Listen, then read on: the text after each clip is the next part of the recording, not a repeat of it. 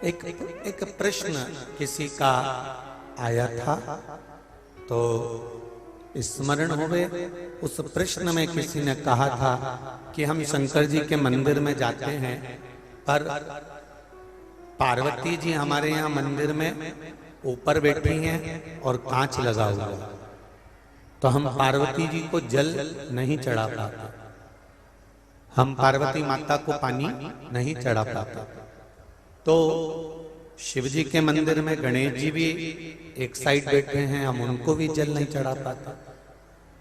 शिव जी के मंदिर में कार्तिकेय भी एक साइड बैठे हैं, हम उनको भी जल नहीं चढ़ा पाते।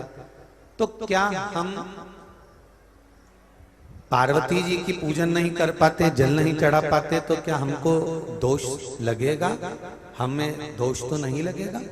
शिव महापुराण की कथा कहती है कि 33 कोटि देवताओं का निवास भगवान शंकर के शिवलिंग में है। तुम जब शिवलिंग पर जल चढ़ाओगी तो सारे देवताओं को जल चढ़ाओ। अपनी बुद्धि में, अपने चित्त में, अपने मन में एक बात उतार कर रखना, राम जी का पूजन करा तो राम जी का ही पूजन है, कृष्ण भगवान का पूजन करा तो कृष्ण भगवान का ही पूजन है, देवी जी का पूजन करा तो देवी जी का ही पूजन है, ब्रह्मा जी का पूजन करा तो ब्रह्मा जी का ही पूजन है, सत्यनारायण भगवान का पूजन करा तो सत्यनारायण भगवान का पूजन ही है, गणेश जी का पूजन करा तो गणेश जी का ही पूजन है, संतोषी माता का पूजन करा तो संतोषी माता का पूजन ही है, दत्त भगवान का पूजन करा तो दत्त की ही पूजन है। पर केवल इनकी पूजन अगर हम कर रहे हैं तो इनकी पूजन मान्य है, पर अगर हम शंकर भगवान की पूजन कर रहे हैं तो कोई देवता तुम्हारे सामने है नहीं है, पर शंकर की पूजन करने से सारे देवताओं के पूजन का फल हमको प्राप्त हो जाता है।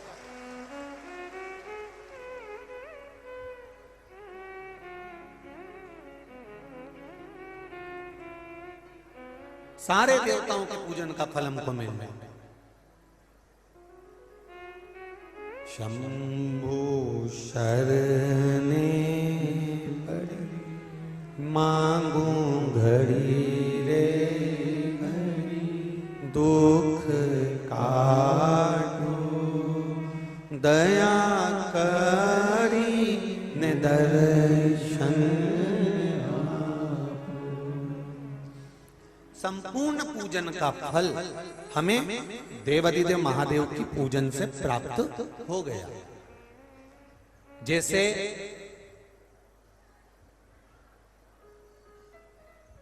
आज विराम का दिन है, अशोकनगर वालों ने जरा दिल से कथा सुन रखी है। आपको कथा में पहले भी कहा, मेहमान जब आते हैं 2-4-8 दिन रुकते हैं, तब तक वो आपके घर के बच्चों को 50 रुपए 100 रुपए नहीं देते हैं। पर मेहमान जब घर से जाते हैं तब आपके छोटे बच्चों के हाथ में 50-100 रुपए 10 रुपए 20 रुपए पकड़ा कर जाते हैं। उसी तरह शिव महापुराण जब विराम लेती है, जाती है, तो मेरा देवाधिदेव महादेव भी आखिरी दिन कुछ न कुछ देकर ही जाता है, निश्चित है।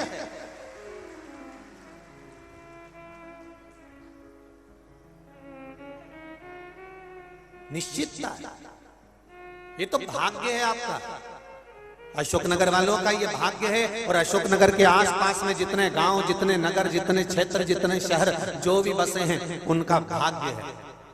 आज कथा 25 तारीख को यहाँ विराम हो जाएगी, कल 26 तारीख को मंदसौर की पावन धरा पर प्रारंभ हो जाएगी।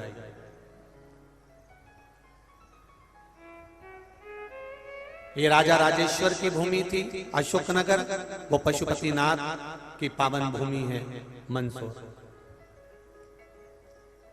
ये अशोकनगर के आसपास के क्षेत्रवासियों को इसका लाभ मिल गया, वो मंदसौर के आसपास के क्षेत्रवासियों को उसका लाभ मिल जाएगा।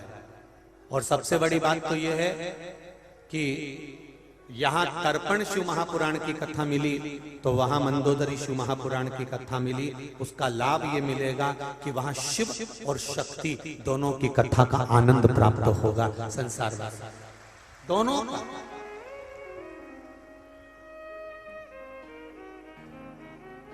जैसे जाते जाते मेहमान कुछ दे गए, उसी तरह मेरा शंभू, मेरा ओघड़ी, मेरा दयालु, मेरा दातार, मेरा कुबेर भंडारी, मेरा शिव, मेरा ओघड़ी, ये कोई साधारण नहीं, ये भी कुछ ना कुछ देता है। दोस्तों, प्रदीप मिश्रा जी की ऐसी शानदार वीडियो के लिए चैनल को सब्सक्राइब करें एंड वीडियो को लाइक करें।